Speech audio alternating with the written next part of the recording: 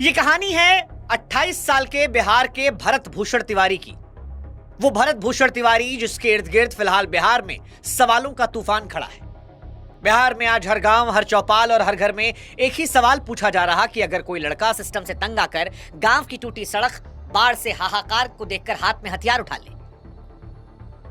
तो क्या पुलिस उसको तब भी ठोक देगी जब वो सरेंडर की बात कर रहा है? कोर्ट में ना कोई अपराधी है, ना चोर है, ना चंडाल है, ये तो समाज सेवा कर रहा है। क्या मामला सर? कितनी गोली लगी है सर? कितनी गोली लगी है सर? सरेंडर पर एनकाउंटर क्या जायज है? क्योंकि जिस भरत तिवारी को बिहार पुलिस ने एनकाउंटर में मार गिराया वो बीएससी का छात्र है। उसका कोई क्रिमिनल रिकॉर्ड नहीं निकला है, किसी गैंग का वो हिस्सा नहीं था। हाँ, 16 जून को जरूर वो लाइव आया, पिस्टल दिखाई। एक वीडियो और वायरल हो रहा है जहां पर पुलिस वाले घर के सामने आए हैं, वहां भी वो पिस्टल दिखा रहा है।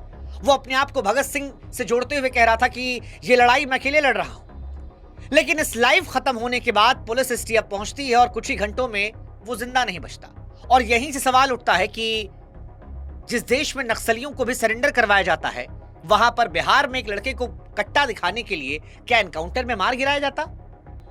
हालांकि पुलिस का तर्क अलग है। पुलिस कहती है कि भरत ने 8-10 राउंड फायरिंग की, इसलिए हमने गोली से उड़ा दिया। मुख्यमंत्री कहते हैं कि वो मानसिक तौर पर विक्षिप्त था, हम उसे अस्पताल भिजवाने वाले थे।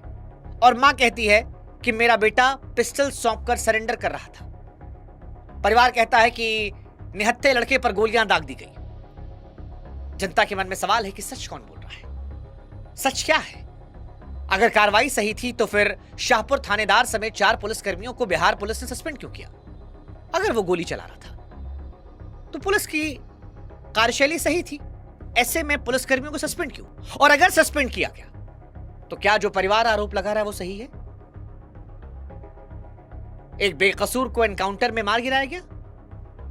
सीएम सम्राट चौधरी, जिन्होंने पहले कहा था कि डीजीपी ने बताया है कि वो मानसिक तौर पर थोड़ा डिस्टर्ब है, उसे अस्पताल भेजना है, पुलिस को कट्टा दिखाने वाले वीडियो से वही परेशान थे, क्या वो इतने बेखबर थे कि ये अपराधी था? फिर सम्राट चौधरी के अपने मंत्री मिथिलेश तिवारी ये क्यों कह रहे हैं कि एनकाउंटर गलत है? इसको उसके आपराधिक इतिहास का पता लगाना चाहिए था, और हाफ इनकाउंटर, अगर इनकाउंटर जरूरी भी था तो हाफ इनकाउंटर करना चाहिए। ये सारे सवाल वो हैं जिनको लेकर आज देश बटा हुआ है। कुछ लोग जात के नाम पर, कुछ लोग एक मासूम की मौत के नाम पर, कुछ बिहार पुलिस के इस रवैये को लेकर। लेकिन आज इस कहानी को समझना, सोचना जरूरी है। भरत तिवारी एनकाउंटर केस में आज हम 5 सवाल पूछना चाहेंगे। सवाल नंबर 1, क्या बिहार पुलिस इतनी सक्षम नहीं थी कि एक आदमी का हथियार छिनवा कर उसे सरेंडर करवा लेती? क्या एनकाउंटर करना आखिरी नियम था? दूसरा सवाल, भरत तिवारी केस में जो वीडियो आ रहा है जहां पर कट्टा वो फेंक देता है और कहता है सरेंडर, और जो परिवार भी कह रहा है, मां कह रही है कि सरेंडर किया था, तो सरेंडर करने के बाद उसको गोली क्यों मारी गई? सवाल नंबर 3, अगर बिहार के मुख्यमंत्री सम्राट चौधरी ये कहते हैं कि मैं हैरान था मेरी पुलिस ने एक आदमी को पकड़ा क्यों नहीं जब वो कट्टा दिखा रहा था, और फिर कहा कि डीजीपी हमसे कहे कि वो मेंटली डिस्टर्ब इंसान था, तो वही सम्राट चौधरी जिनके नीचे बिहार की पूरी पुलिस है, उनकी पुलिस ये थ्योरी क्यों दे रही है कि 10-12 गोली मारी, हमने मार दिया? या अगर वो बीमार था, मेंटली डिस्टर्ब था, तो जो देश का कानून कहता है कि अस्पताल पहुंचाना चाहिए, ईश्वर के पास नहीं, वो नीति क्यों नहीं अपनाई गई? भारत का कानून कहता है कि एनकाउंटर आखिरी चारा है। ऐसा क्या हुआ था कि जिस देश में नक्सलियों को, जिस कश्मीर में आतंकवादियों को सरेंडर करवा लेते हैं, वहां पर बिहार में एक आदमी को बंदूक दिखाने के लिए एनकाउंटर में मार डालते हैं?